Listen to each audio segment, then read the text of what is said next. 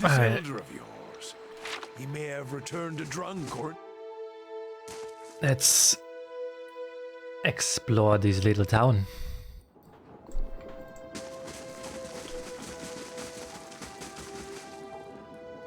Found something.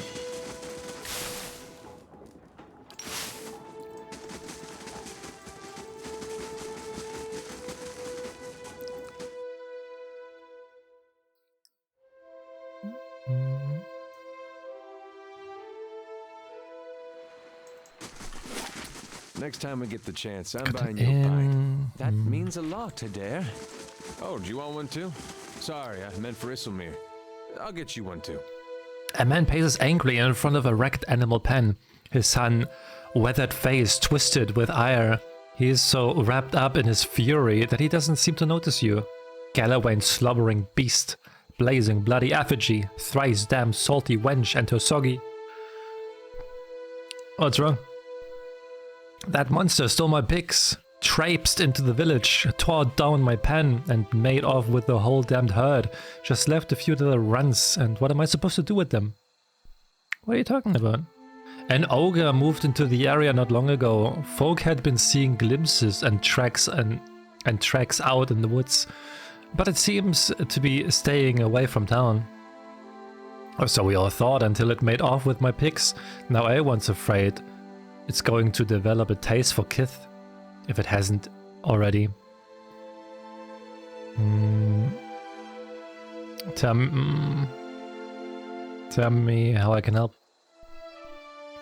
I know it's too late to get my pigs back, but it would but it set my mind at ease to see that thing's head shorn from its neck. In fact, you bring me its ugly pate to me, and I'll trade you for something that's of less use to a farmer like me than to a rowdy-looking sort like yourself. What do you know about the ogre? It's the same as any other, I'm sure. A big, ugly son of a bitch with a nasty temper and an appetite to match. Trigel could tell you more. He claims to have seen it in the wood. You can find him in a shop right by the broken tower. I've been sent to find an Orla named Nifre. Know where she is? Never seen or heard of her.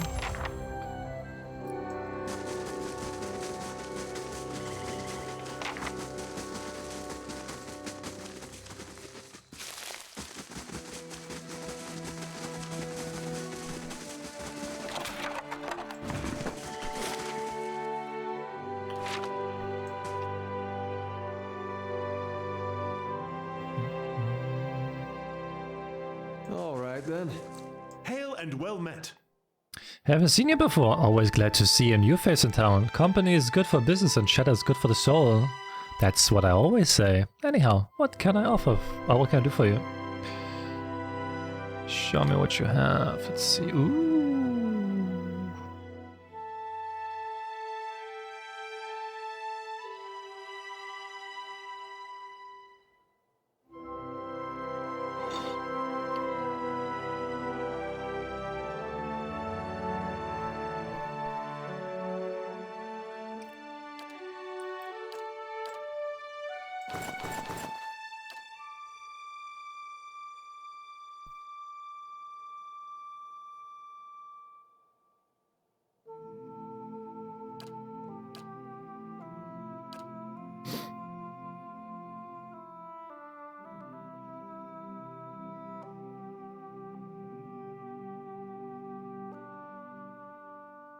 That is West.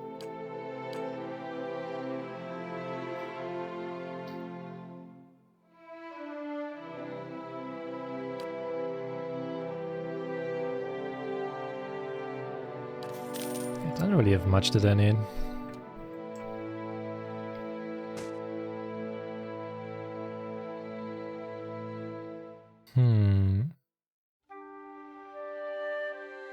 All right then.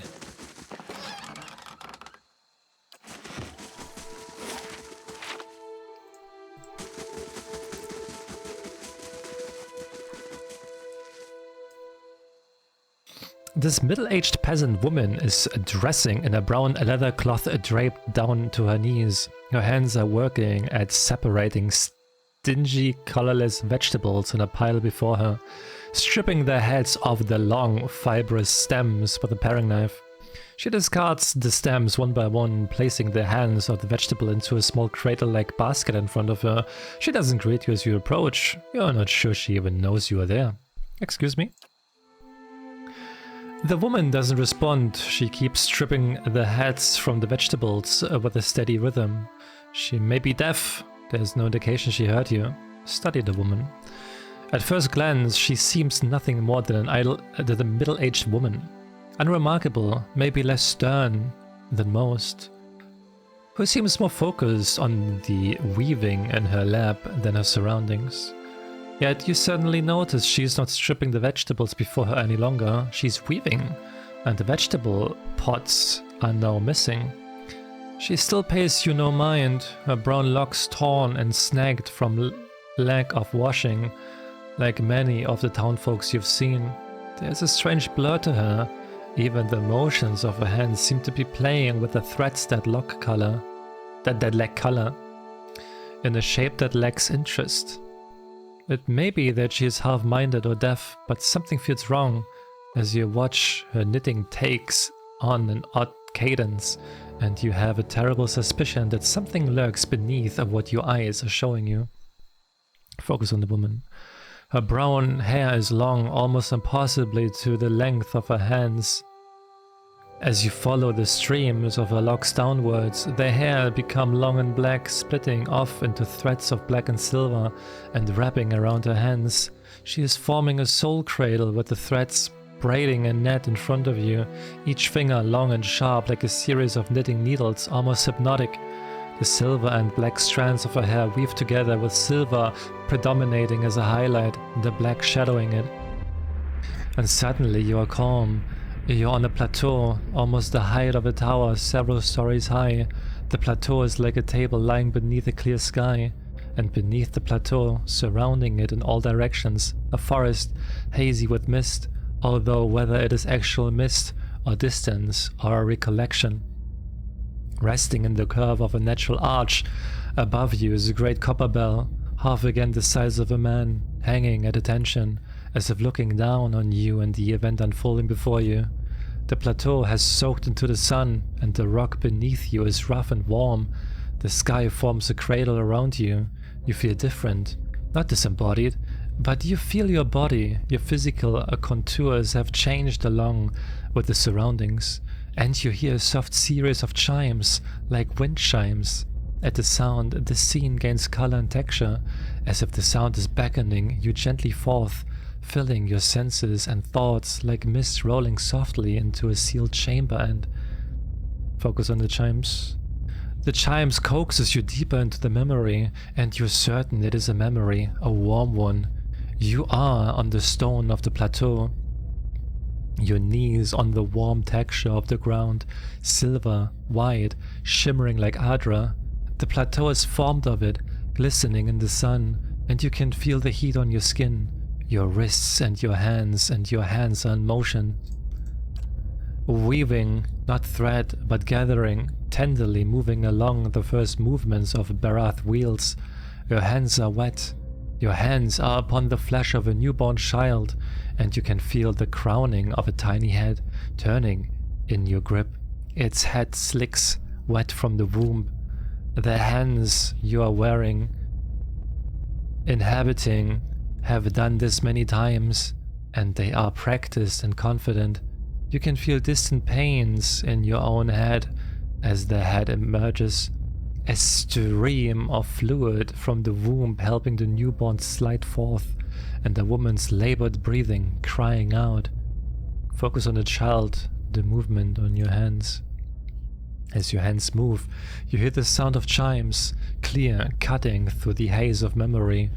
You cannot see where you are coming from, or where they are coming from, but they are close, and they are meant as a comfort. Of that you are certain. Draw the child forth, and coax by your hands, every movement causing the chimes to sound again. Almost eagerly, the child comes forth, and as it does, your hands are in motion, weaving, moving along the length of a soft, wet rope. No, an umbilical cord from the leg of the naked woman before you. You are holding a small child, still wet from the womb before you. The child cries out, its cry full of life, full of soul, the ringing of chimes echoing in its thoughts, filling it with its welcome. The soul is blurred with at the edges, as if you are viewing a soul from within a soul. But it is there, it is alive. The woman before you is weeping, and at her first cry, her hands reach out for it. Surrender the child. You surrender the child to her, something you have done many times before, and as your hands move, the chimes echo the movement, and you realize the chimes are hanging from cords on your wrists, and where once they echoed in your memory, they are now echoing in the child's mind as well.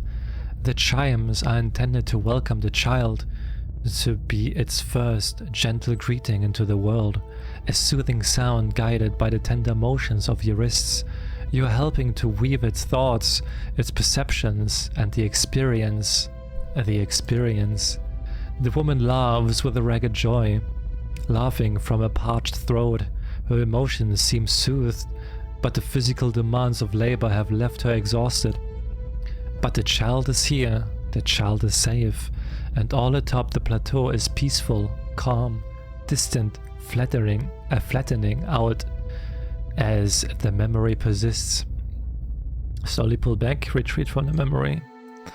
With effort, the scene bleeds of color, and your mind becomes your own again. There is no pull, no anchor, yet the sound of the chimes remain as they existed in the memory. They sound here as well, and they are hanging from woven braids on the wrists of the woman before you. Even as your head is spinning from the touch of her mind, the sound of the chimes on her wrists is sharp and clear, as if coaxing you back to the real world. The woman still sits before you, but she is nothing like what you first saw. She is wearing black, shredded garments that drape over her from like streamers. Her hair is streaks of black and run through with silver. Her age is almost impossible to tell. She simply feels old, like a crumpled watchtower. As she lifts her head to face you, you see that her hair is draped across the front of her face like a veil.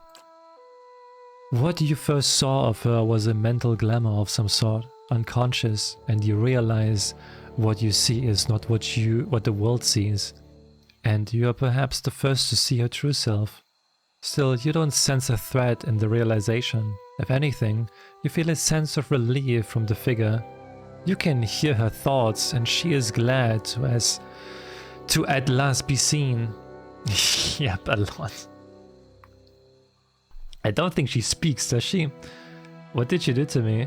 I am seen, but the eyes of others do not remember. You were the first to see me as I am, the call stripped aside. She can talk. There is a light touch on your mind. A caress, and her left hand mirrors the motion of the touch, reaching up to the air between you. You hear the chime on her wrist sound softly. Her hand moves as if pantomiming, resting on your cheek at a distance, and she speaks softly and slowly. Your memories. A cadence of wheels on a caravan track. Fever. Questions by running water. Violence in a night's campfire. Arrows in the dark. And fleeing. Falling rock and cracking stone. And a storm. The storm that brushed you. Did its screaming wake you from your mind's cradle? Your memory of it is painful. Its cry is difficult to ignore. It's like a child. Many children crying out. I encountered a bivouac, yes, and it did something to me.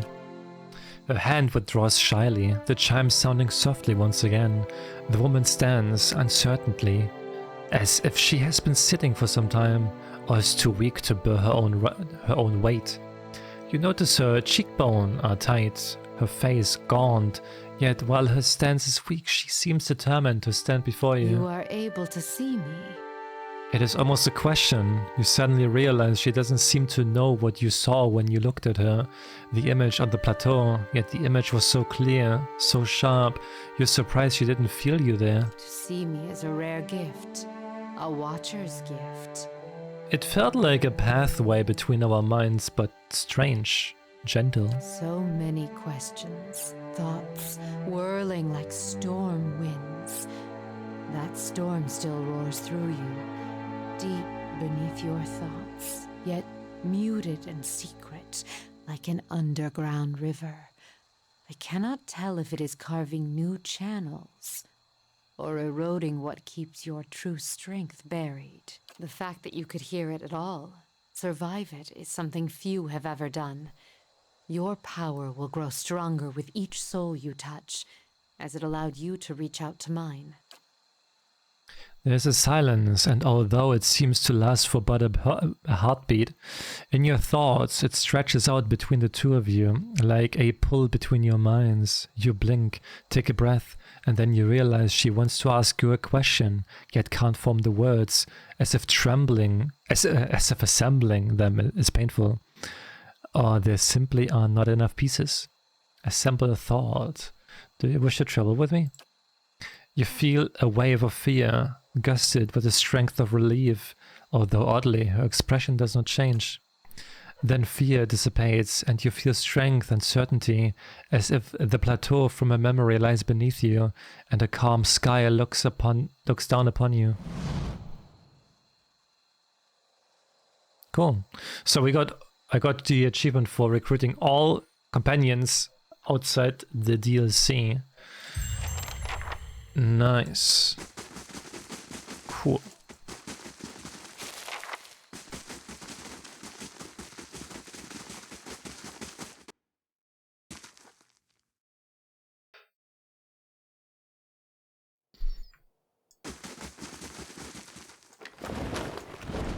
Found something.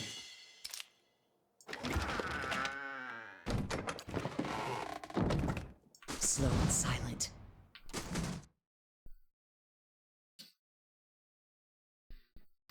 I guess since we have all of them, we can, I guess, slowly start with the war on the Of castle. all the things I've gotten used to, food was the hardest adjustment. Good day I to quite you. agree.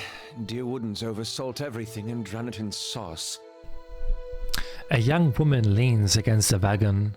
One arm and one side of her face are covered in bandages, with raw, rippled flesh showing underneath.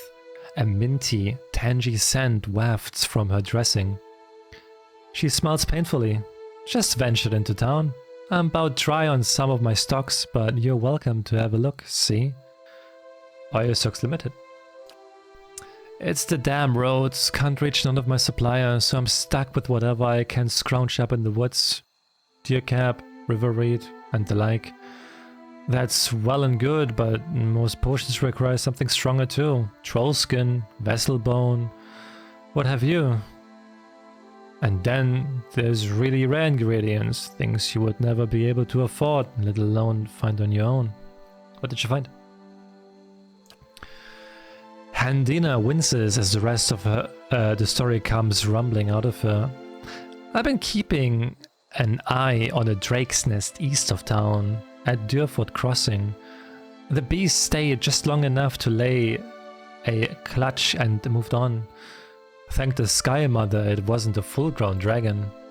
She looks at her bandaged arm and grimaces. Fresh eggs are much more useful than the ones that get passed between merchants or left in nest for weeks or more. And that clutch looks to be at its peak.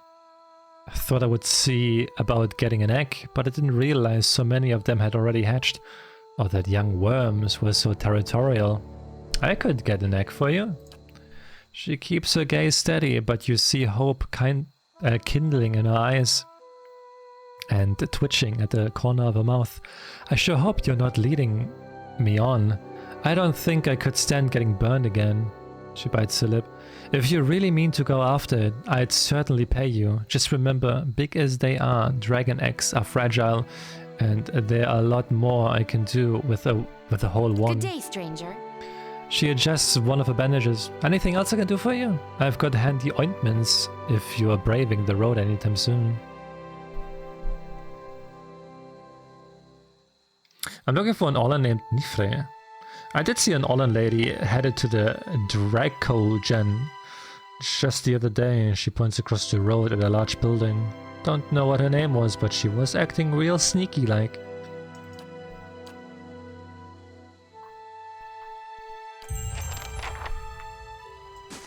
That's fragrant.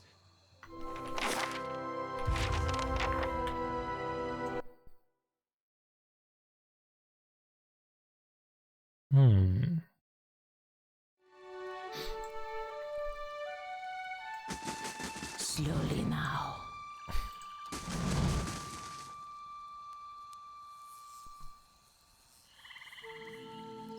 Hello. A sturdy, broad-shouldered man wipes his hand on his slacks. He reeks of the same foul compound wafting from the vats, and his arms are stained with dye. He looks at your calloused hands and nods approvingly. Fellow tradesman, eh? I hate to say it, but you won't find much work here. Rumbald mentioned something about an ogre. He's hardly talked about anything else since those pics of his went missing. The whole town's been worried about that monster. People are starting to see shapes in the windows at night, hearing its growl and the snorting of their mates. It would put a lot of minds at ease if someone got rid of it. He scrapes at red pigment under his fingernails. I sometimes venture into the wilderness, collecting ingredients for my dyes, mind you. I have seen tracks east of here near the river, and that could have been anything else. He wipes a splotch of dye from his elbow with his shirt tail. Something else you need? Oh, what's in the collapsed tower? It's collapsed. Nothing. He rolls his eyes and shrugs. A few hides on stretching racks and a tallow stench. Dangler is always grumbling about. The rest of the keep's dust, just like the fool lady Thainu who tried to hold it. There's a bard at the inn who will tell you the whole blazing story if you want to hear it.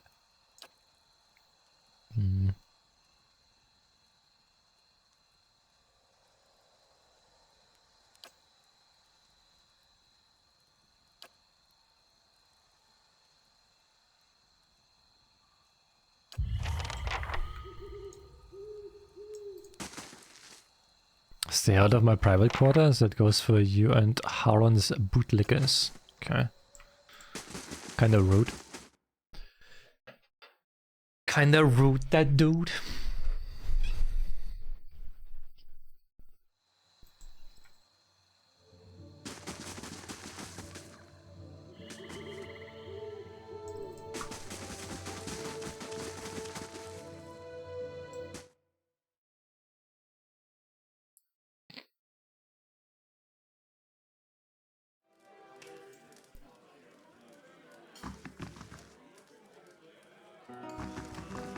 I just want to find her. Surely even you can understand that. A redhead stands by the fire, tuning her lute and plucking its strings. She hums snatches of a melody as she goes. First time at the Dracogen? Normally, I'd have a song ready, but I haven't quite worked out this tune yet. I'm writing some chants about the founding of this inn. Say, you interested in the story? I haven't finished the chants, but I could tell you about it all the same. Sure. Pelagina rolls her golden eyes and exhales for an excessively long time through her nose. It was built in the time of Hadred's rebellion. An Adrian lady Thainu once had a keep here. One of the towers still stands, but the rest is said to be buried under the village. Anyway, she stuck to the side of the empire, and a contingent of Duke Hadred's Knights of the Crucible helped the farmers and colonists in the area turn her keep to rubble. The inn was the first building that sprang up from the ruin, built with some of the same bricks the colonists had pulled from the Lady Thanu's castle, they say. Supposedly, the quarterstaff of her chief wizard even got lost in the construction, mortared into the walls, or nailed under a floorboard. Anyway, the inn was supposed to be a haven and a meeting place while the locals built their new town. Go on. Dear Woodens are an ornery lot, and the more these new neighbors met, the more they argued. They realized they didn't agree on much beside ousting the old lord. The biggest divide was over the Glenfathans and the nearby ruins. Hadred's knights and their supporters wanted to keep a peace. But a group of misfits with more anarchic leaning that had formed in town wanted to go after the tribes the same way they had gone after their lord. Soon, the villagers were fighting with each other as much as with the Adherents. In the end, memories of the Broken Stone War and the War of Black Trees were fresh enough that the Duke's soldiers won the day.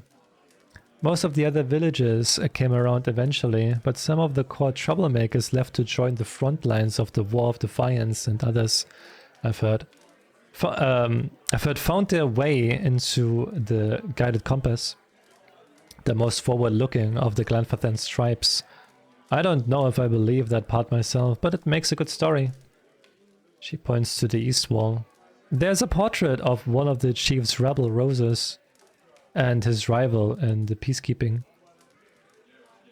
faction. Someone's idea of a joke. I don't think they were practically amused.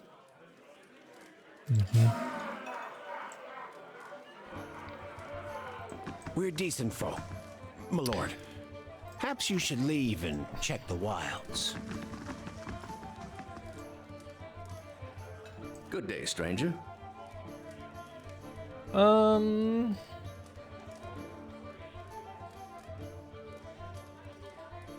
What was that exchange with the nobleman about? He looks up from polishing his tankard and glowers at the lord. Folk around here is decent, they mind their own business. You want to stick your nose in it, go talk to him yourself.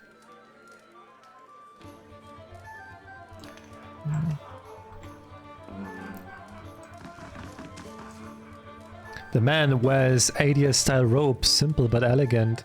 His fine leather shoes look like they were made for padding around indoors, yet they are caked with mud. He yanks at a lock of hair twined around his silk-gloved finger.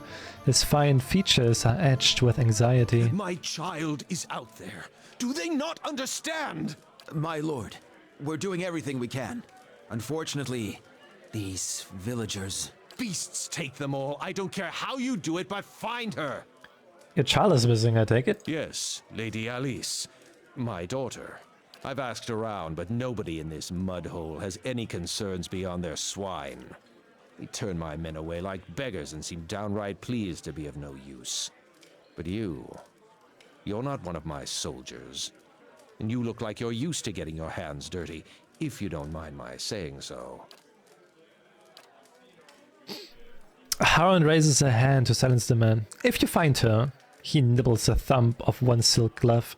Tell her I won't be upset with her. She can come back and all will be well. I just want to make sure my child is safe. Nothing in the world is more important to me. I would like to ask a few questions about your daughter. Elise. Of course. Describe Lady Elise. She's a striking young woman, bears more resemblance to her mother than to me. She has auburn hair and delicate, well-bred features. She must be 28 or 29 now. Tell me about your disappearance.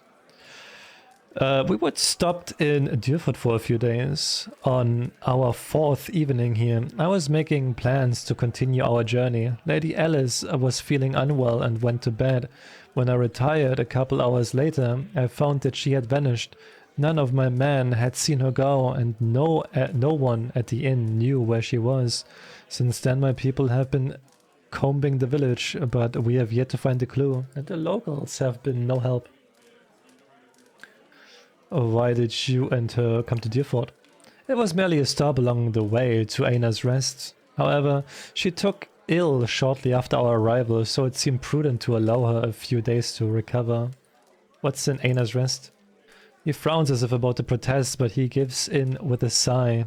Lady Alice has reached an age where it is prudent to her to marry. Given this legacy business, I can't let her fertile years slip by, nor do I want her womb to fester in the presence of so many hollowborn. It seems there would be more potential suitors in New Helmer or New Yamna. You think? I haven't considered that. Arranging a suitable match is difficult. The best prospects for my child lay in Aina's rest. Where's the rest of your family? Surely they wouldn't want to miss your daughter's betrothal. Lady Harons is ill-suited for travel, I'm afraid, and unfortunately Alice has few other close relatives. My sister and her husband, Alice's aunt and uncle, of course, have been visiting Adia these past months. He rubs his knuckles, and as for siblings, Alice has none. My wife has only given birth to Hollowborn since Alice, that is. Let's see.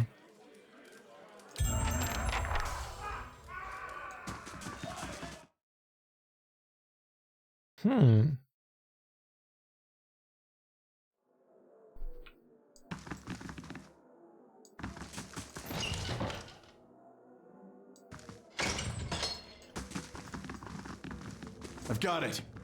Finished. I'll get it open. Finished. Thank you, Andrea. Thank you. Appreciate it.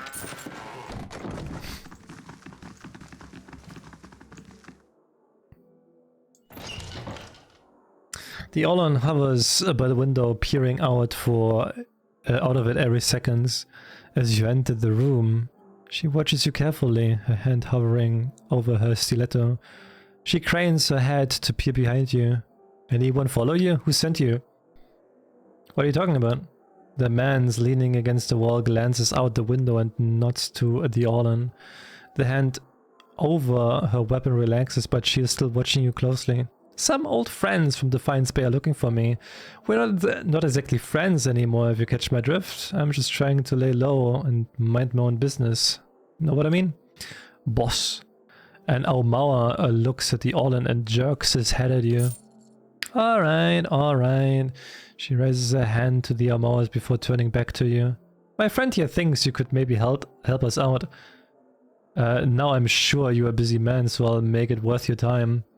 She flips you a few coins. Just go take a look around town, come back and let me know if the coast is clear or if you see any suspicious figures. You're pretty suspicious. What is this about? She scratches the back of her neck. I may have gotten myself into trouble with some powerful people in Defiance Bay. Powerful criminal people. I suppose it was bound to happen eventually. I'm a thief by trade, and it's hard to do my kind of business in the city without crossing them eventually. Now I'm just trying to put some distance between us. Alright, I'll report back.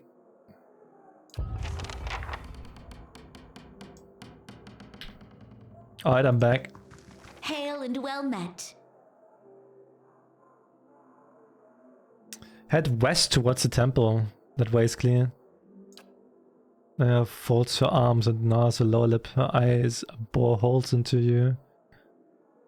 That's a lie. You're working for a Madrath. I know it. I should kill you right now. If you think I'm lying, then go the other way. You can probably stay ahead of him if you leave now. She nods. You're Ryan. She jerks her head at the other hooded figures. Let's get out of here. See if you can send him the other way. That should buy me some more time. She follows the hooded figures towards the stairs, giving you a final uncertain glance.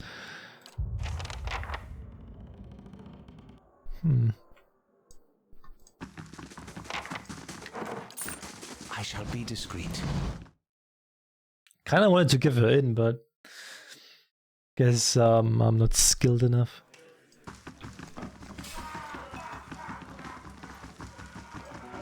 I'll take a look.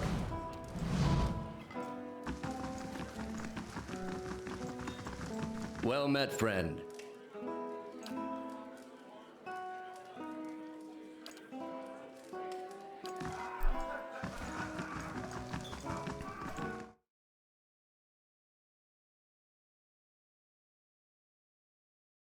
Me neither. You mean based Drea?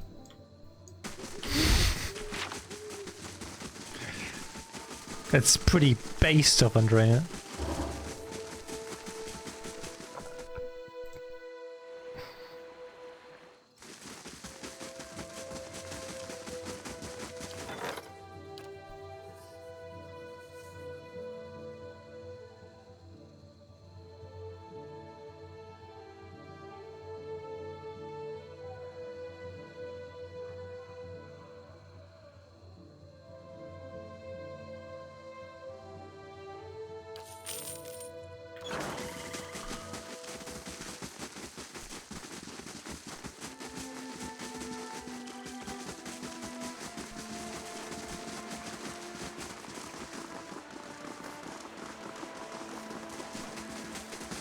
Gods keep you. She snuck out the back of the inn and went north.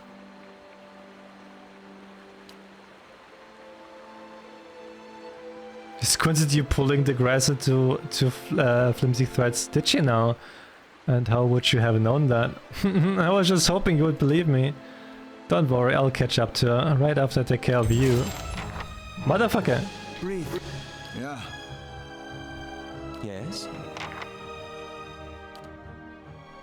Oh yeah, right, I can summon tentacles now.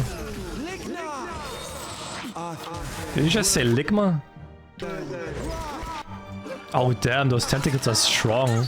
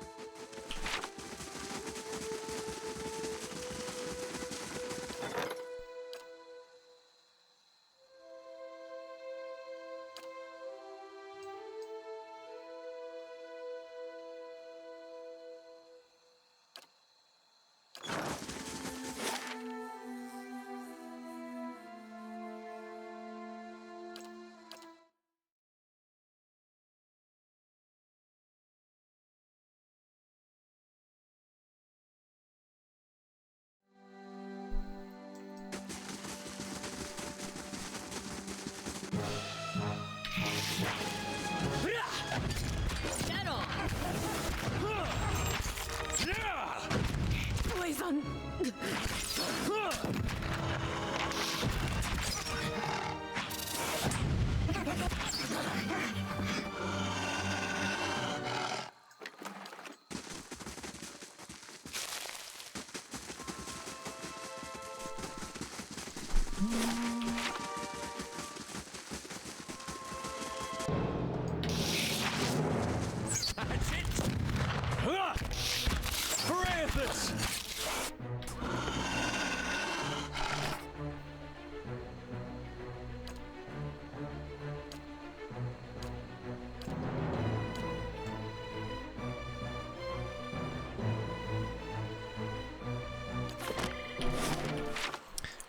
Where's that abandoned farm supposed to be?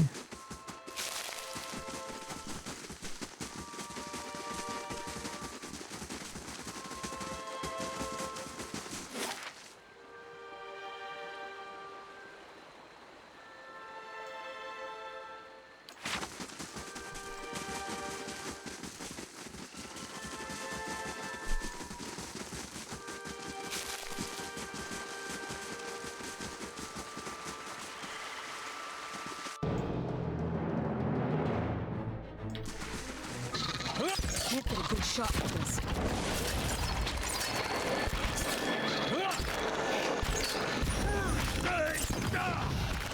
You're not getting through me. You're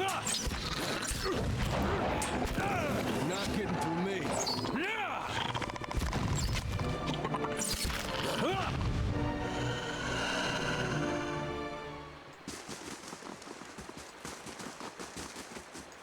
You give me any more gifts and people will start thinking you're playing favorites.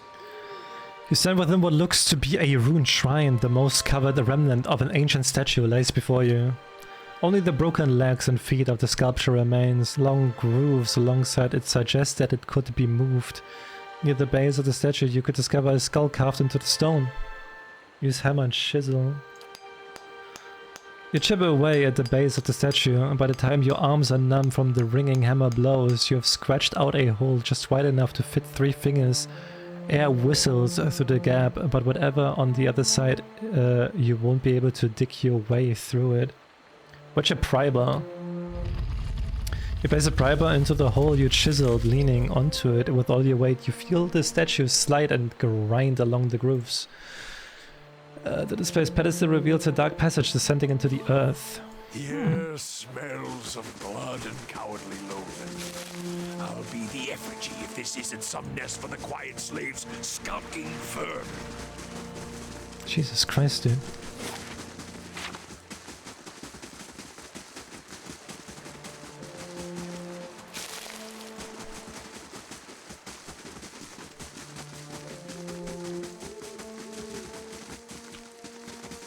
And what does the flame reveal?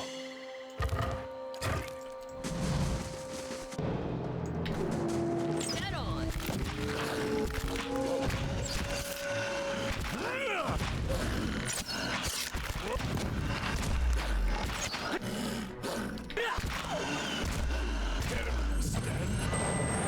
Leave it to me.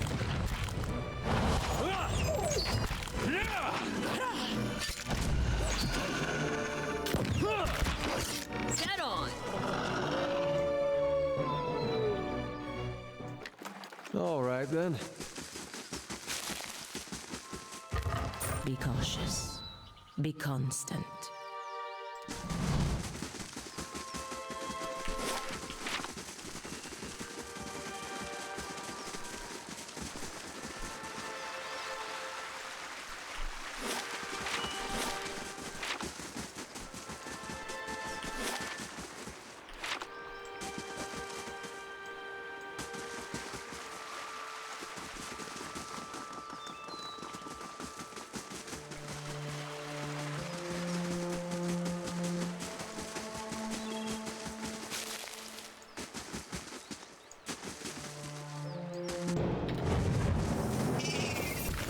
Oh, this is what he acts out, huh?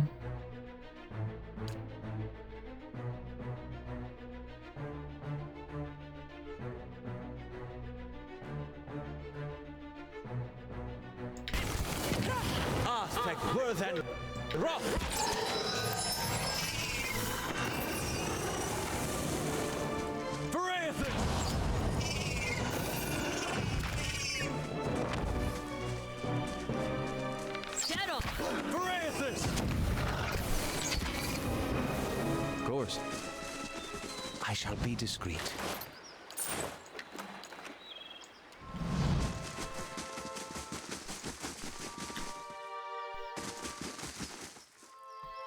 A man turns to face you, wiping blood from his astock. His knit brows betray a moment of confusion, but he watches you.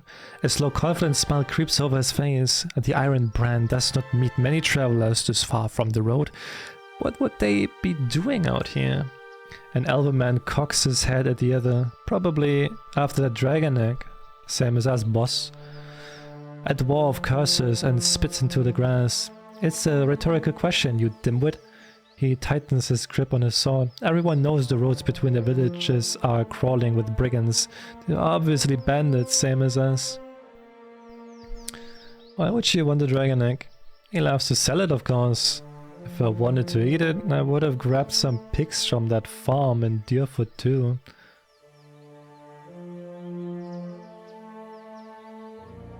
What do you know about the dragon eggs? They're round and large, and they come from dragons and drakes. What else? Only the drakes marks the eggs, so you would better hope you've sold it to the next poor sod before the mother comes looking for it. The other bandits whispers among each other. The leader holds up his hand. Quiet! You can't seriously believe this, and even if it's true, we will sell it before that happens. I'm not taking any chances with drakes. Say what you want, I'm out. Nice, the mage is gone. Let her go. That just means bigger cut for us.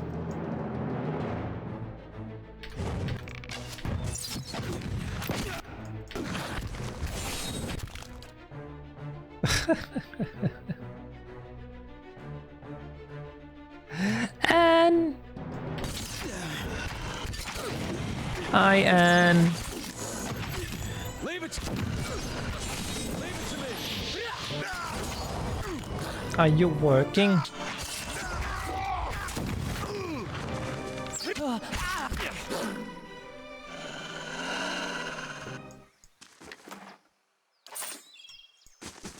You're cooking? What you cooking? I know, you're cooking something amazing, but what are you cooking?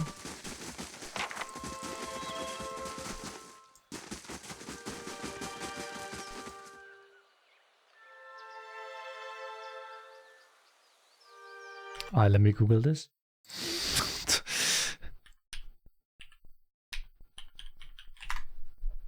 Oh, that looks amazing. Why didn't we make something like this when I was there? Holy shit, that looks so good. Oh my god. You're making me hungry, Anne. You're making me hungry. And you said ew. I never said ew to this. I was looking at the pictures. I mean, to be honest, that dish on the internet looked actually disgusting. I'm sorry, but you saw it yourself, right? And it actually looked bad. It's the same, but this looks amazing. and I insist that we are making this when I visit you again. I insist that we make this, okay? I want to eat this. I want to eat this, and grappling hook.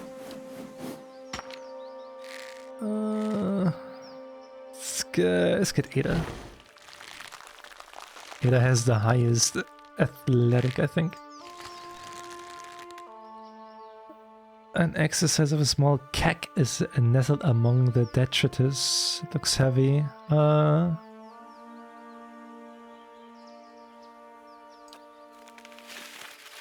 There we go.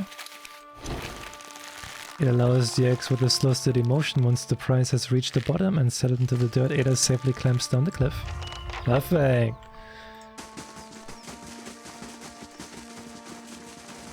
Whoa! That's it.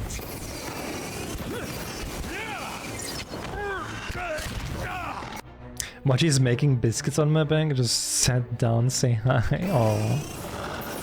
I miss Mochi.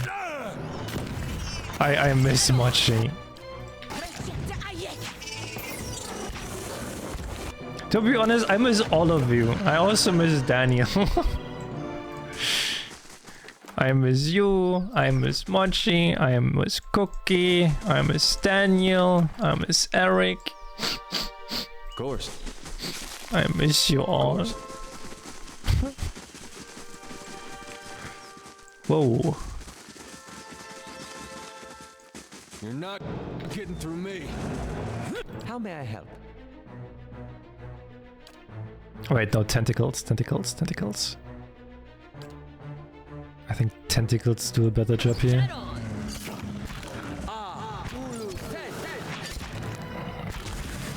Nice. Slap them. Let's go.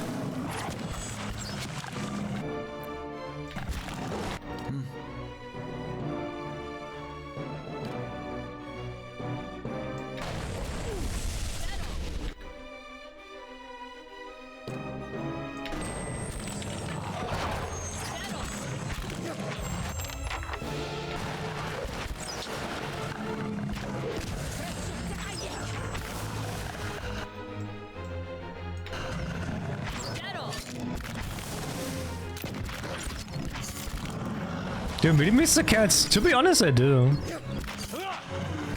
It was always fun. Okay, like it was like a little bit annoying to get woken up by Mochi. But I got used to it. It wasn't so bad.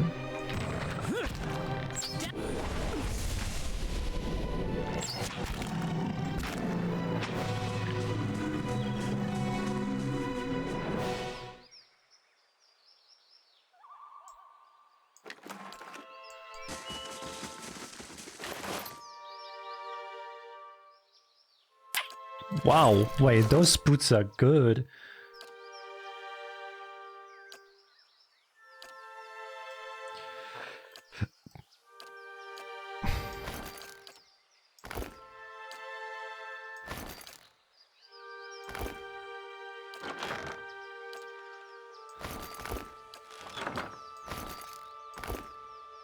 Nice.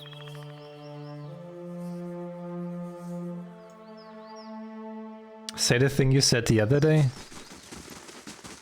One, then... You mean the part of where every morning I got woken up by pussy in my face? You mean that part?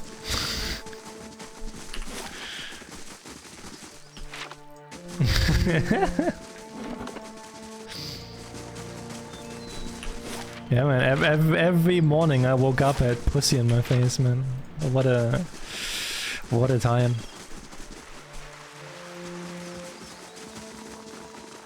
It's fine as fuck.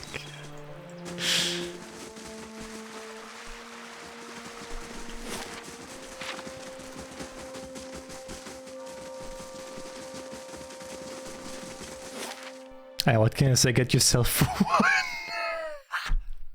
Get yourself a pussy. Oh god. You fought for the Deerwood in the Saints War?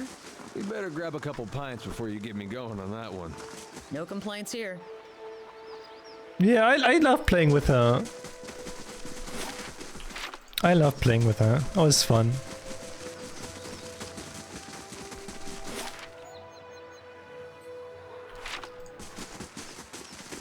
Welcome.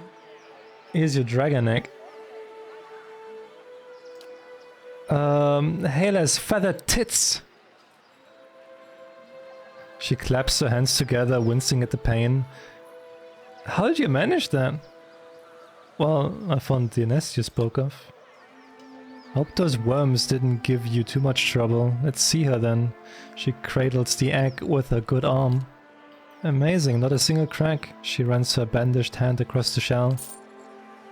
Wow. Like even Cookie, even I put some of my perfume on you, yeah.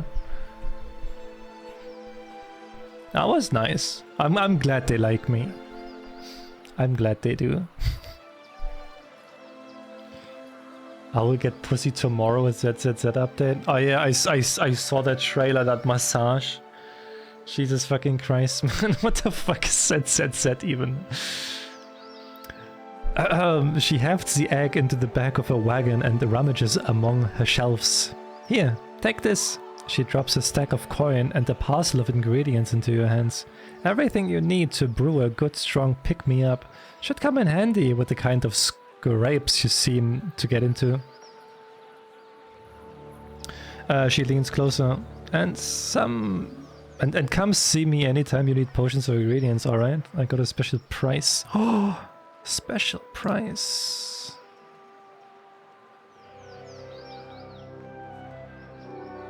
Oh, someone's just streaming together. Yeah, that was so cool. I love that. I really loved it. Just like us, like sitting next to each other playing games and just like having fun. Also, like when we were sitting in the living room, we were just playing God of War or Mario Party. I was also fond of just playing Uno together. Oh my god, I miss it. I miss it.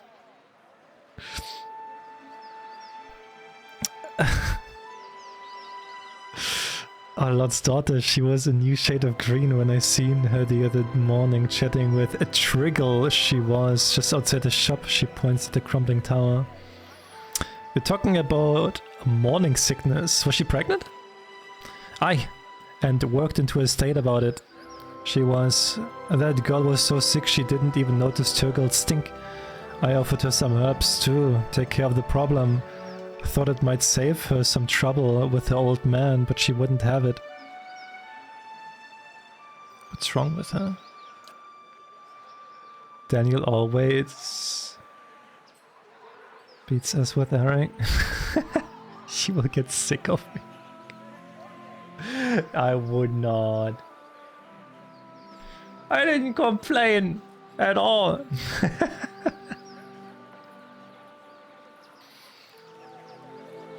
Okay, and she was so queasy she didn't even notice a Turgle's odor. She tugs at a bandage. I wouldn't normally say nothing, but that girl was with child. Couldn't have been more in a couple of months along. I tried to give her some herbs to end it, save her trouble with her old man, but she wouldn't take them. Hello. Hello! She had just one of her bandages. Anything else I can do for you? No. Actually, nah.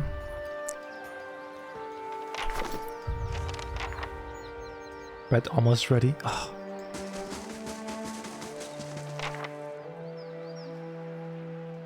Bread in the maker? Are you making your own bread again?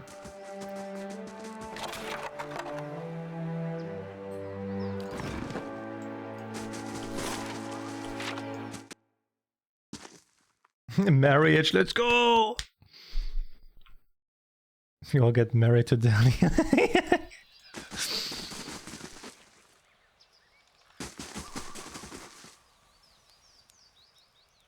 What can you tell me about Alice Harrond? He shrugs. Only that her father's men have been banging down doors and stirring up trouble looking for her. I never met her myself.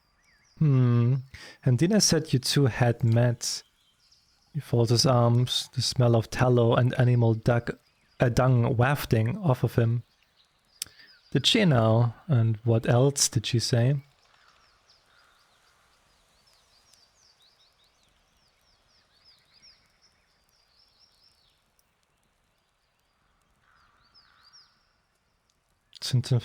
See? I told you. Anne knows me. Anne knows me. See? Now you got it. There you go. What the f- Anne, shut up. Anne, shut the fuck up. Go make your food. Go make your food. Shut the fuck up.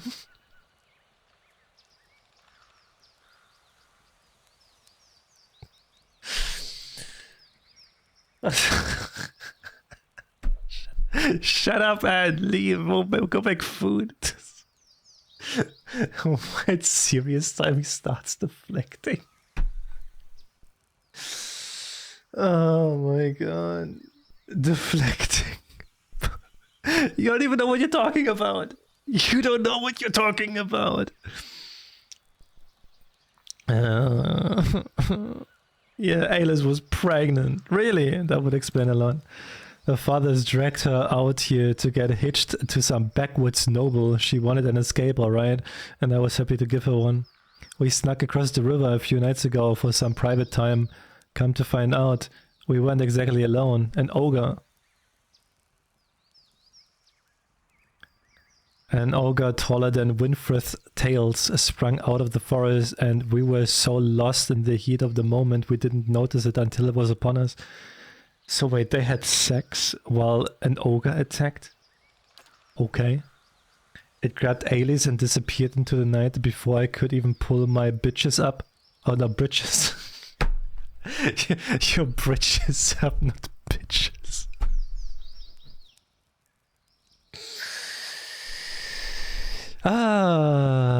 Don't take this the wrong way, but this shop smells like an outhouse. Am I really to believe that a lord's daughter snuck into the woods with you?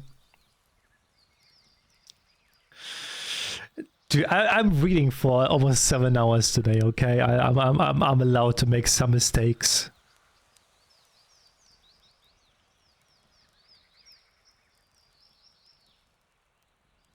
What do you mean? No, I would never think of that. I would always think of, Anne is amazing.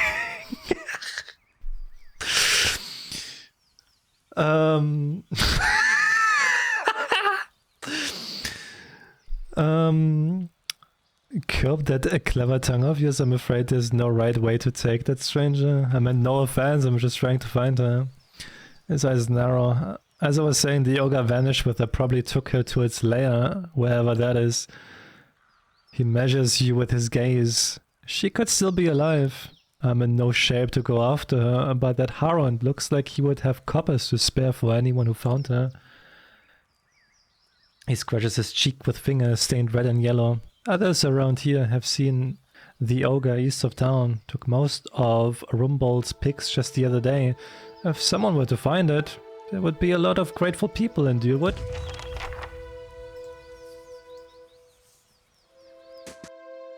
Why are you giggling? If I get murdered, Mrs. did it? No, what? No, no, no.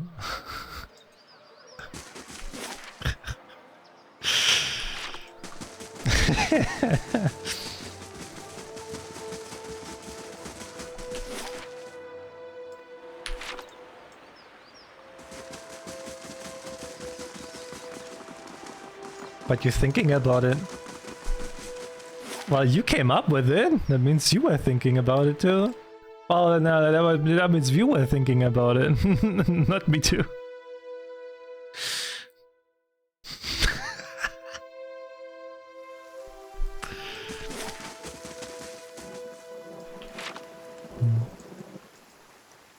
You're projecting. No, I'm not. You are spewing lies. How the fuck am I a femboy? You've seen me?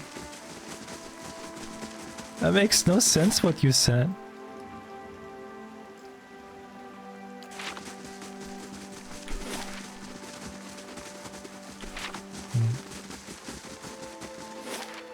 Just need some work.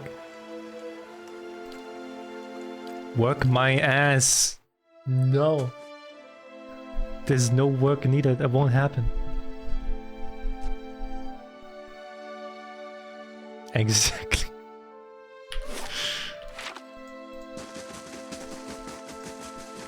Work dying ass. Osan, you can't talk. Osan, you can't talk, okay?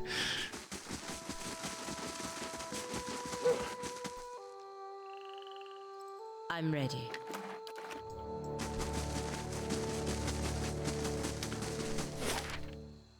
Can I not go this way either?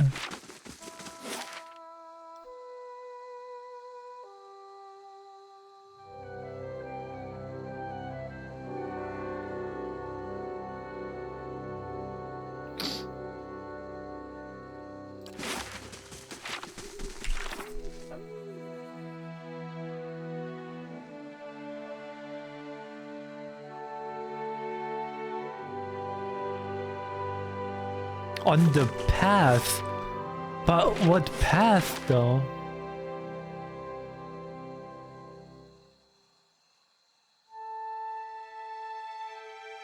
What path are they talking about?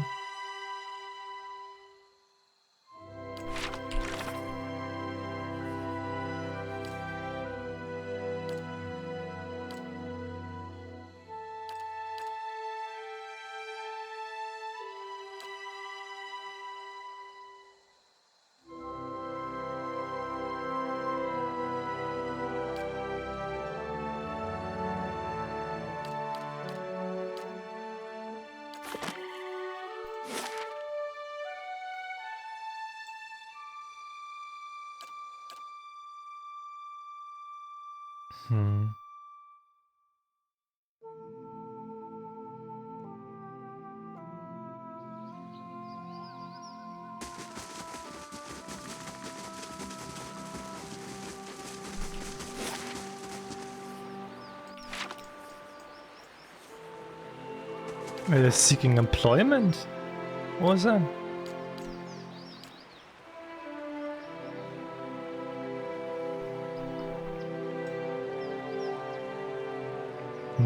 Kinda expensive though.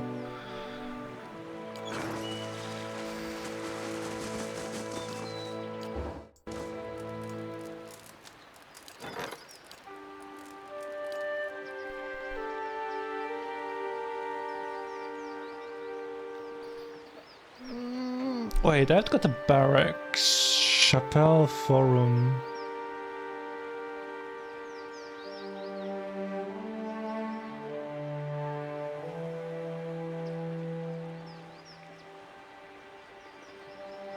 I think having like a lab would be cool.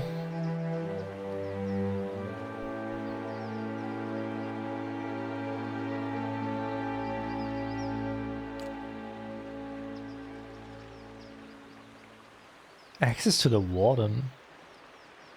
Who offers high-level bounties, so that could be cool. Doing some bounties?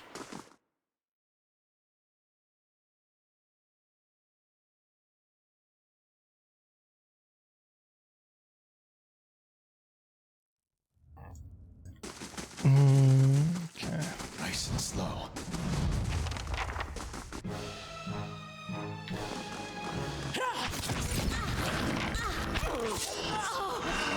Okay, you just fall so fast.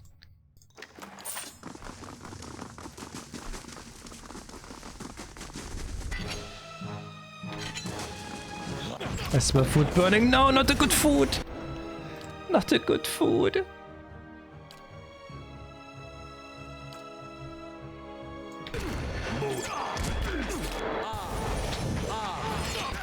Ah.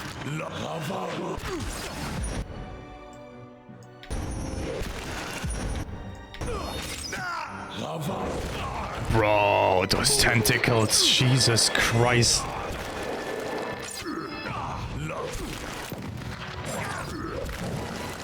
Nah, dude, those tentacles are broken.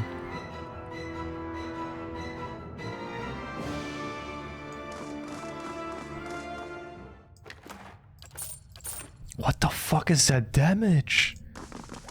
That's like the best spell that I have right now. We'll keep to ourselves.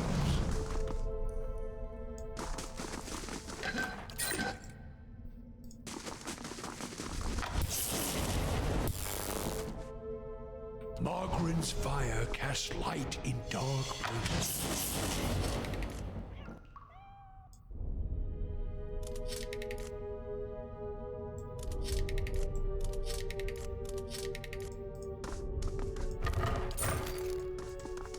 Ready, Watcher.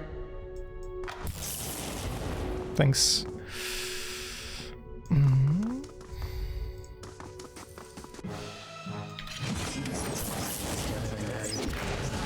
Everything's full of traps, man. You're not getting through me.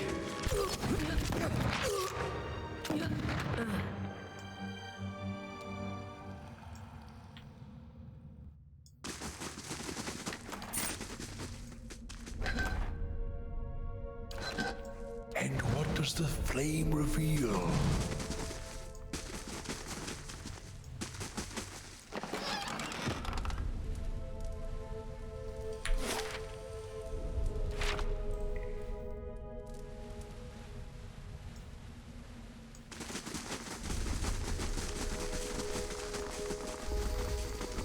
I mean, it's true.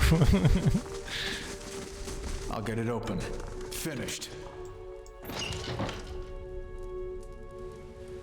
I'm pretty sure, Wayne. This is just... I'll probably like avoid this whole dungeon if I just take it this path.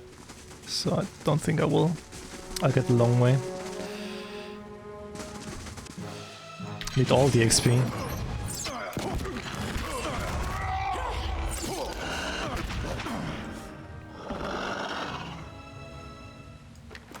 Okay, time. Is it already time? Slowly now.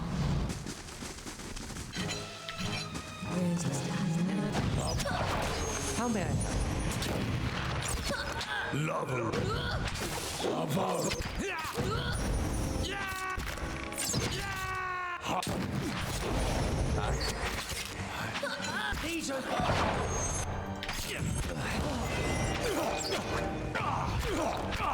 Lover.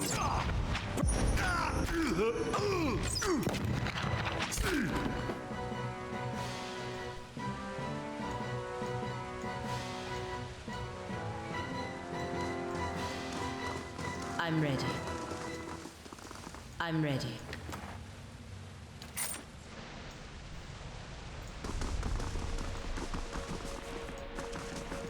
I'll get it open. Yeah, the loading is bad with Nika. Every time it's so bad. Slow and silent.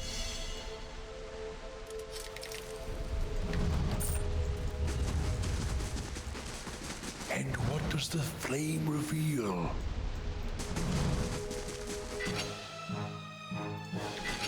How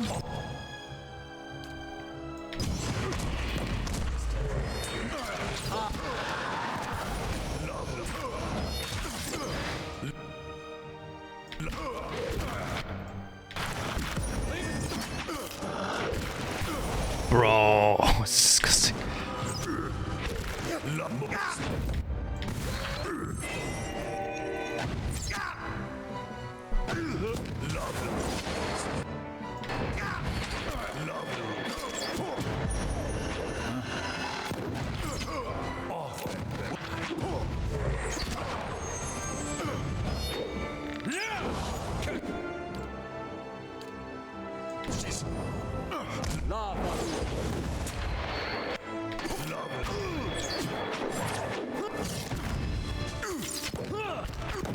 You're not getting through me.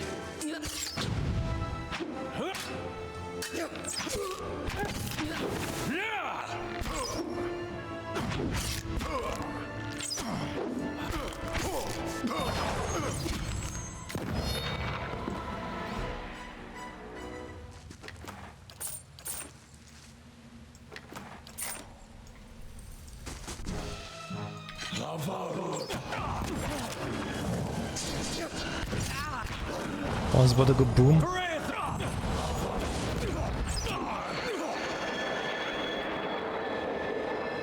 I can't see it, what percentage it is. Oh, it's 5%.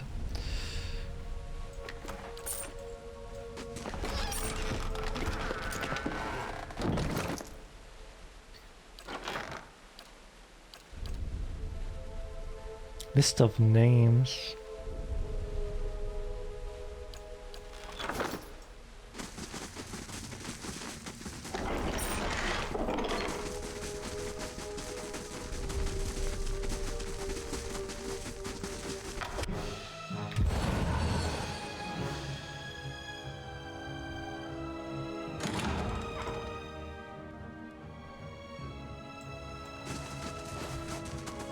Oh, how long is he petrified? Okay.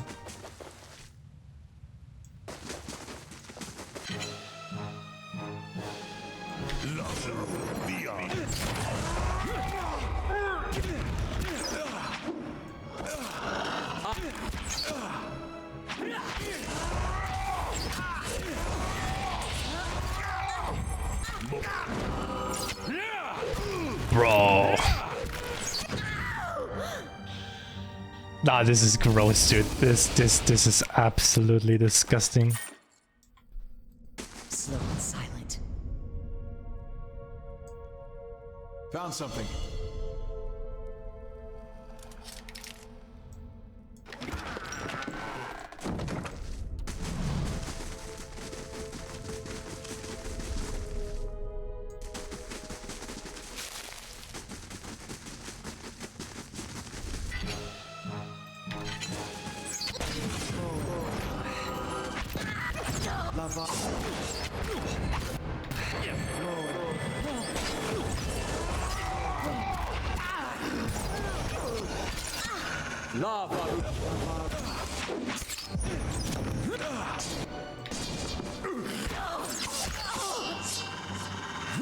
So much for our mighty hunt. Leave it to me.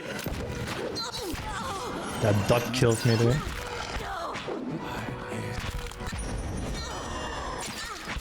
Leave it to me.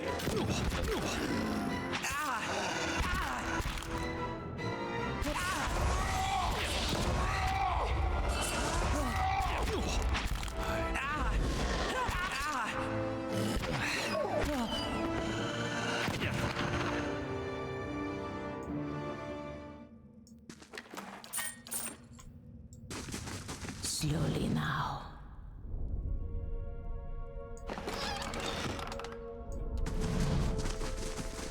I'm on the trail.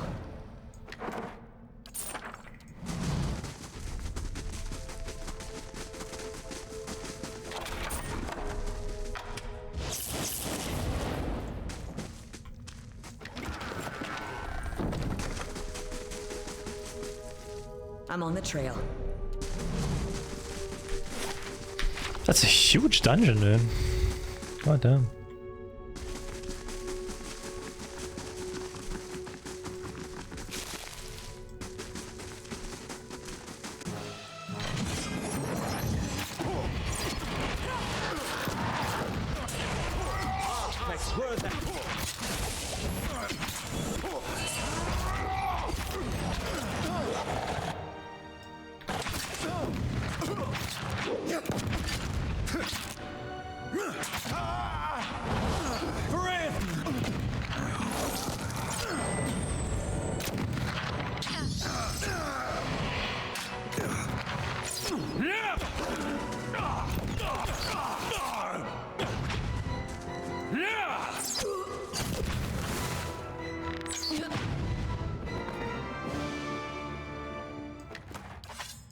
Of course. Be cautious. Be constant. I'll get it open.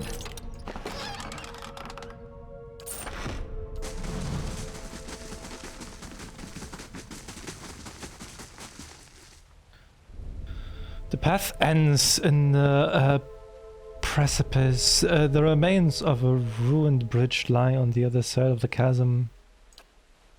The darkness below continues as far as you can see. Broken stone pillars, remnants of the missing bridge, rise from the abyss. Across the gap, you think you see a long stone bridge. Wooden beams protrude from the stones on either side of the chasm. Despite their age, they look sturdy enough to hold a grappling hook and rope. The path ends in a... wait, before we do that... oh no, wait, it's just a way back. Yeah, no, we can do that. Oh, man.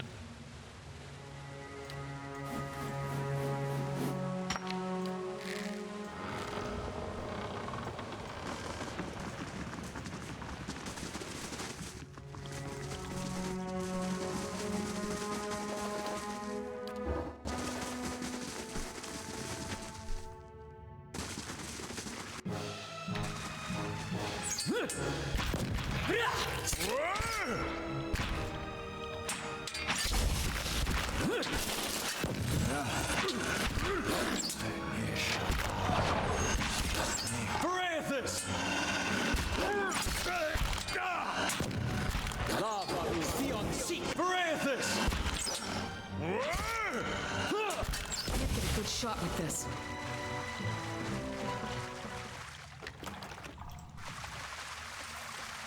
Nice and slow.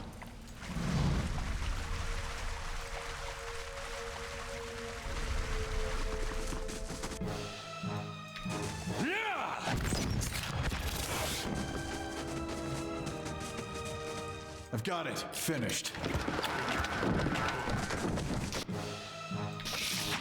Dead on.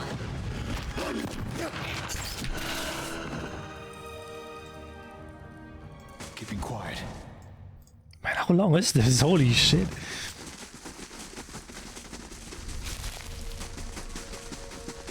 I'll take a look. Wait, what am I getting? Wait, what? Am I in the... wait. Oh shit, I'm on the other side now. Flame and sound. We'll keep to ourselves. Let's go take a social follow.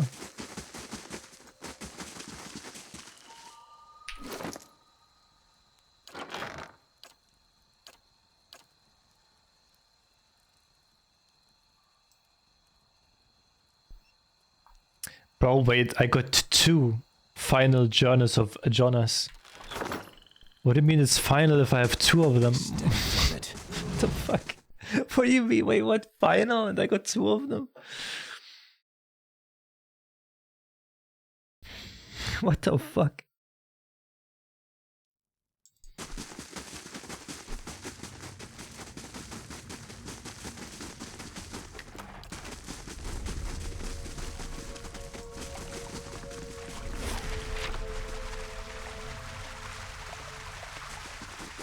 And what does the flame reveal?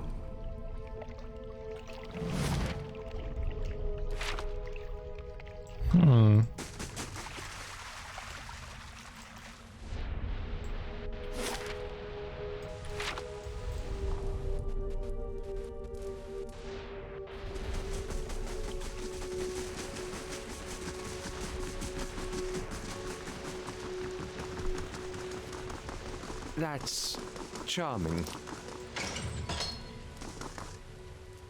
Blood pool. As you approach the blood pool, the vicious liquid churns and bubbles. You feel essence rising to the surface, reaching out to you, whispering. Someone should clean that up. Who would create such a vile thing? Some strange power seems to be animating the blood. I'm going to hazard a guess and say that whatever it is isn't benevolent. A bubbling cauldron of Skyne's hateful seed. He may be sniveling and cowardly in his ways, but he has never lacked for focus. Sagani peers at the bubbling pool. This is the work of something foul. We should keep moving. Extend your soul to the blood pool. The faint whispers resolve into a cacophony of voices. You imagine yourself surrounded by 100 men and women. Their naked flesh is scorched and bloody, or skinned and covered with flies. Their eyes are missing, replaced by glittering black stones. The voices cry out in unison. What's this? Another soul come to rage and burn, or merely to watch? You may be a long time in waiting. Our work today is already finished.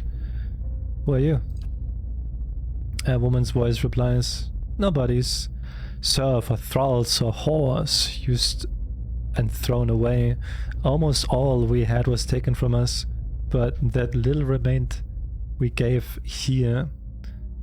They hover at your soul's edge, feeling you out. Our fury burned within us, unquenched and unfed, but the hate can be fashioned into a weapon by those willing to pay the price. Another voice speaks. In life we were weak, but in death we made a choice. Choice carries power. What kind of power? A voice cackles. If you must ask, then you have never had need of revenge. They probe at the boundaries of your soul, exploring your essence. It is a shame there is nothing in you we could use. The soul sink back into the ground. Holder would like to know. The pool itself begins to ripple with the sound of a dissonant chorus of perverse laughter that rakes at your ears. The lapping blood stirs a large metal cage, half submerged in the center of the pool, and it creaks loudly as it rocks back and forth on a rusted pulley, as if in answer to your question. Wait, let me ask you.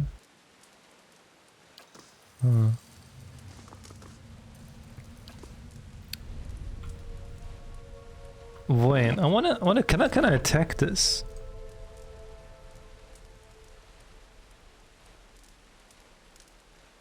Kind of curious.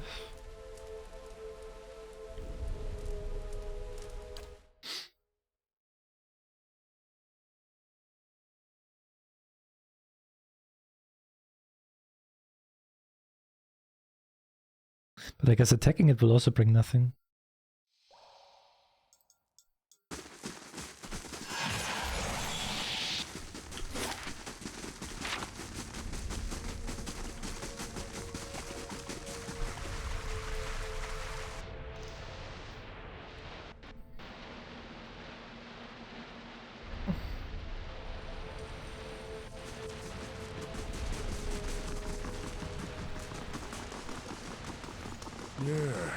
Place has the stains of adamancy on it.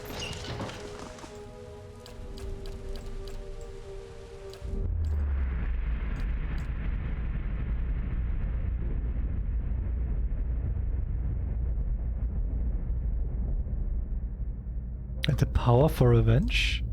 Anger channeled into a fire, bright enough to terrify the mightiest armies, hungry enough to consume vast estates, and planted like a seed in the heart, strong enough to sway a child to murder. The schemes of the powerless must be subtle, hollowing the enemy from the inside, chewing away the foundation of his soul so that it collapses on itself before any other wiser. So you are the force that destroys your enemies from within. The Animancer, he draws our essence into a mind where it can find traction. We burrow deeper and deeper until we corroded every instinct of restraint and mercy. It becomes our vessel for revenge. They...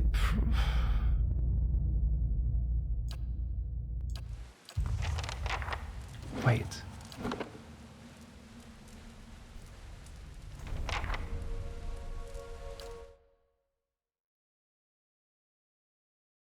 pretty sure like there's something more to this.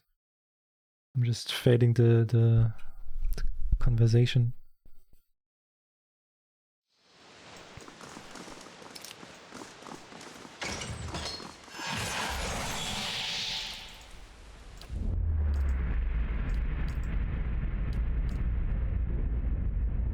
It must be satisfying. It is hunger sated after a lifetime of starvation. The Animancer, he draws our essence into man. So I'm guessing I can only do something here when I'm evil.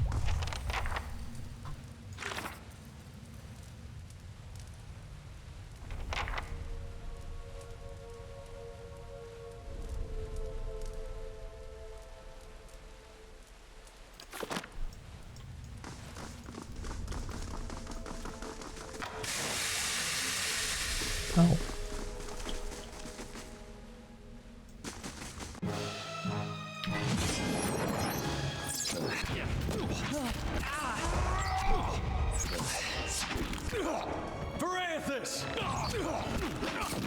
Of course. Keeping an eye out.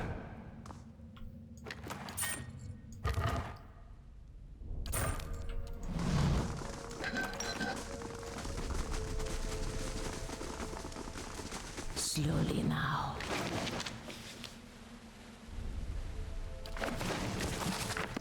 Crypt's master key.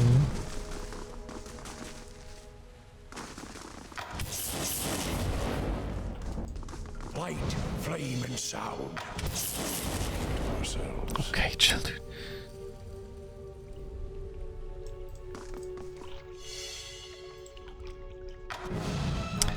Just like an adherent to go down fast. Thanks. Appreciate it. Amazing.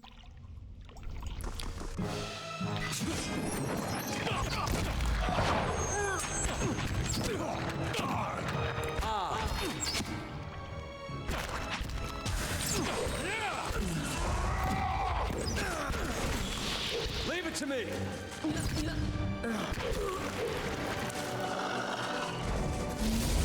Quiet.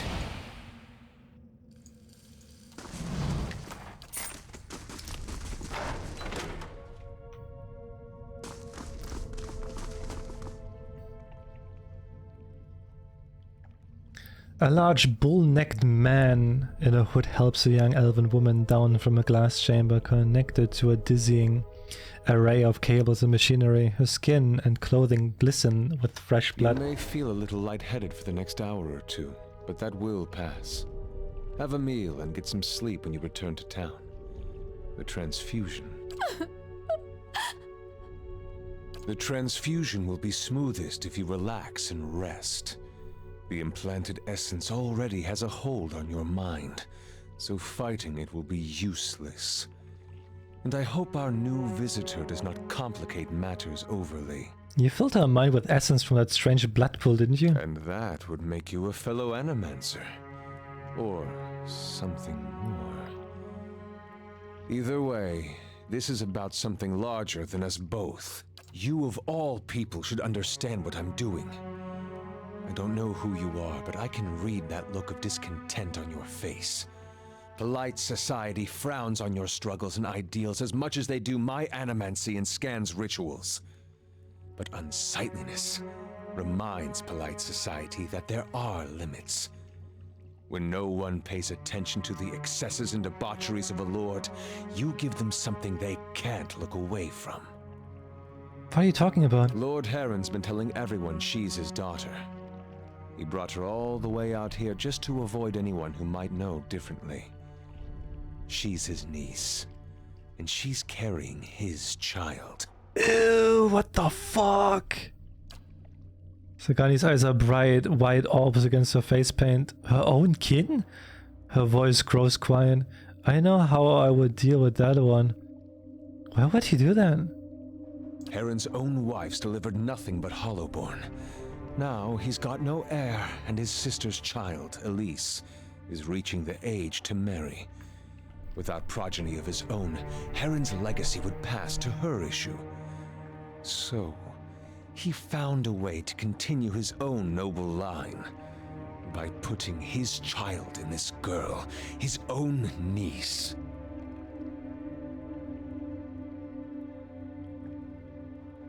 I take it this is where that pool of blood comes in? You're not slowly... This isn't just about Heron to the girl. It's about the corrupting influences of power and wealth. How people of privilege, people like Heron, are so often insulated from the consequences of their actions. The charged essence of dozens of maltreated slaves and underlings is already taking root in her mind. Once it's established, it'll drive her to murder her uncle, her aunt, and anyone foolish enough to get in her way. Leave it to Skyen to go such lengths to avoid confrontation. How will this lord learn if he is not directly punished? Break this lord's body, bestow on him 100 red gifts, let him know why he must suffer. Only then you do correct the problem. I do not wish to destroy Nestor Heron. I wish to end his entire rotten line. His name will become a curse among strangers. The deeds of his house will be eclipsed by his ruin. Foes will hear his name and shudder with pity.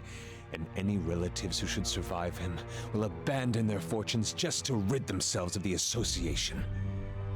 You're hot-blooded, willful, but there is no room for mercy and vengeance. I'll free Alice from him, and I'll free her from you too. You reach out to Alice, seeking the dark crevices of her mind. The essence of 100 vindictive souls clouds her psyche, and you clear it the only way you can, by ripping out the horrifying memories to which they have attached themselves. It's taxing work, and some of the souls lash and sting at your mind. Dozens of voices hiss in rage and despair. You work faster and faster, uprooting thoughts and images of a man Alice once knew as a family. As you tear through the tangles of memory, leaving the shredded remains of waft away and dissipate, you hear the sobbing of a lonely, scared girl at the middle of it all. The uprooted soul turn on you in earnest, but you don't stop until you've severed the last thread of connection. When you finally clear the choking brambles of memory and fear, you retreat. You also feel the strain of your labors. Your head is pounding, and the slightest movement makes you dizzy with pain. For just a moment, Alice's eyes close. When they open again, her expression is blank, but as she takes in the scene before her, Wymond and the machinery in the strange dark room, her confusion turns to fear and she lets out a choked cry. Kill them. All of them. If she can't destroy Heron, then we can destroy his legacy with her. How may I help?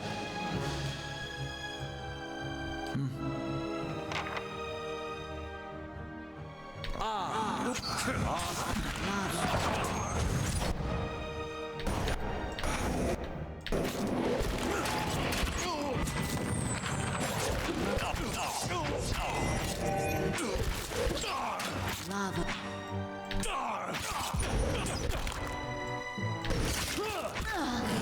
I'm ready.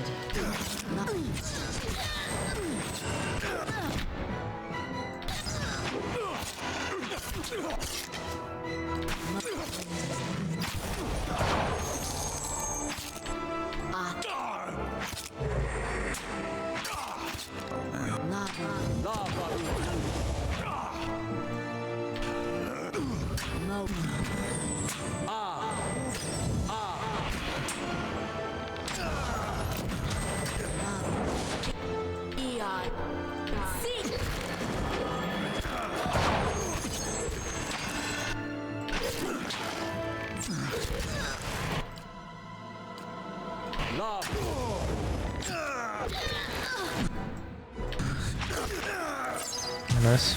But the reminder is 4%. The young woman blinks at you and takes a few steps back. Stay away, I don't know. She shakes her head and rubs her temples. What happened here? I rescued you. She looks around at the dead cultist and pool of blood, her eyes widening in fear and confusion. But from what she winces and pitches forward, holding her head. Halia's wings can hardly remember a thing. She pauses, her brow furrowing. She mutters something in a dialect of Rautai, then Valian. Ba no me no, my name is Alice. Her fingers dance at her side, plucking at the air in 3 repeated motions. A leer, the opening notes of the false night. A twitching finger brush her swelling abdomen. She looks back at you, a question in her eyes.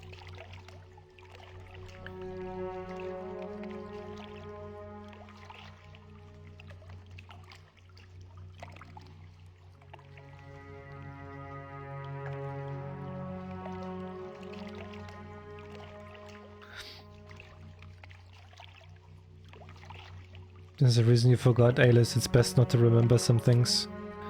She nods absently. I also know I can't go back to the village, though I don't remember why. She looks around at the strange machinery, and I certainly can't stay here.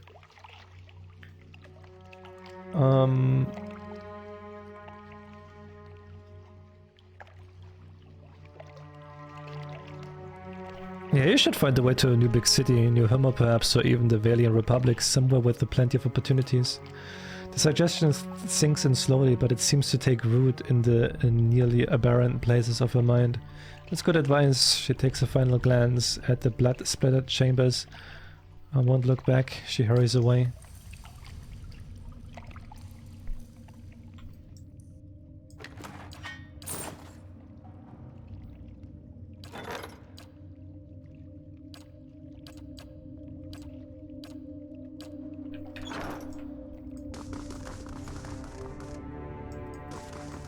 Margaren's fire casts light in dark places.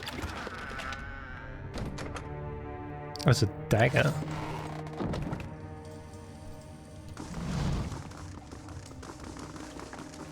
Shh.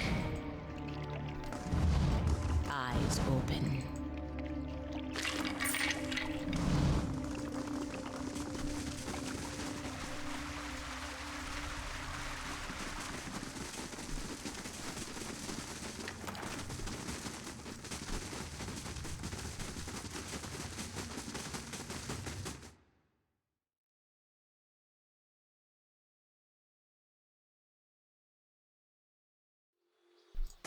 Got it.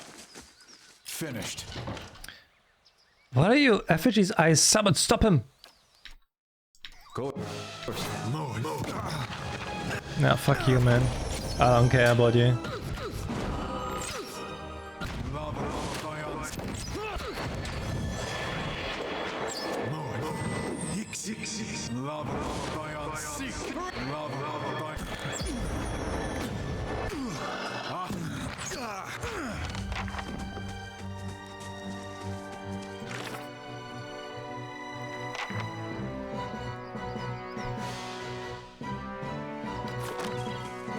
Then. Of course. How may I help? Maybe I should have done that, actually. I'm thinking back. Maybe that wasn't a good idea.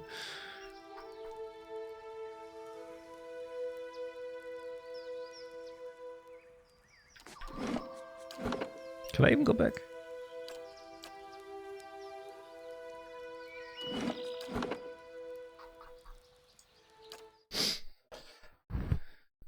I should just go the long way back.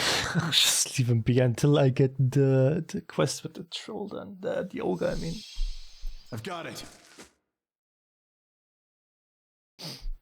Yeah, I think we'll just like give the quest in and then I'll stop here as well. Because I got 3%. Did actually more than I thought, to be honest.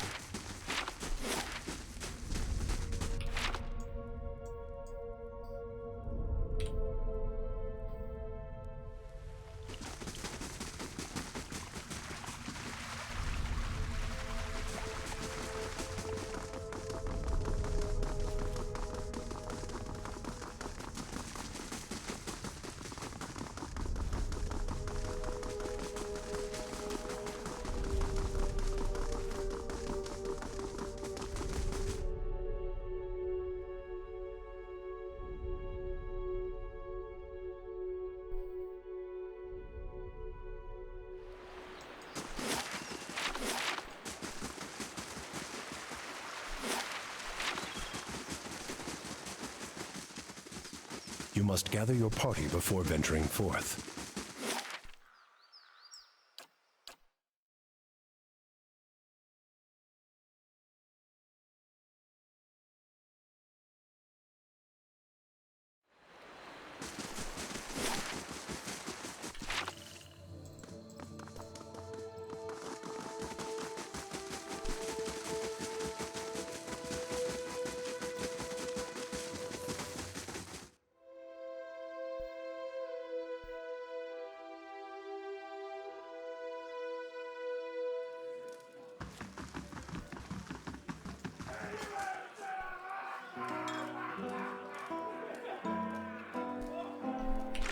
There's a quest done.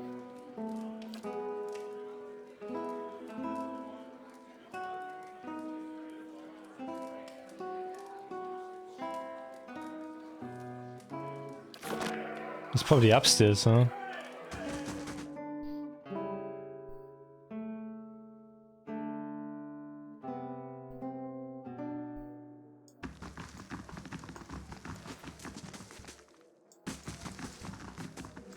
What are you doing up here? Unless... Have you news of my daughter? I've got to get her out of this wretched village. I found Alice. My daughter? Is she safe? I let her go. That can't be. What happened? I know exactly what you know exactly what I discovered. I don't know what you're referring to, but I've heard enough already. Take this, and let's put this unpleasantness behind us. Not so fast. If we're going to forfeit the pleasure of burying a knife in your gut, I expect better compensation. Very well. Now, I really must get back on the road.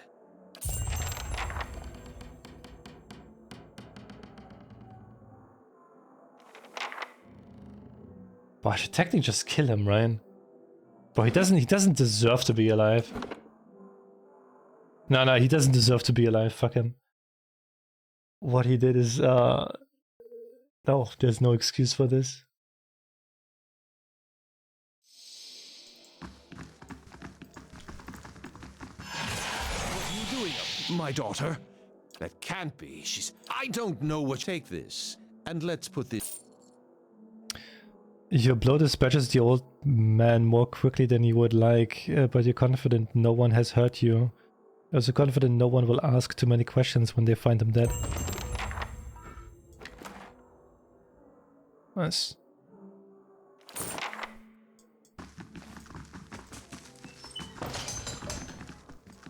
Yeah, he didn't deserve it, dude. What he did. Didn't deserve to live. Fine. Welcome.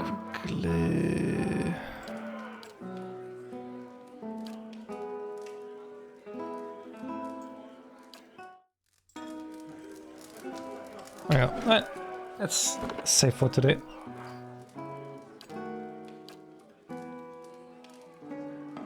It wasn't much, but I think we still did good today. Alright, see more tomorrow then.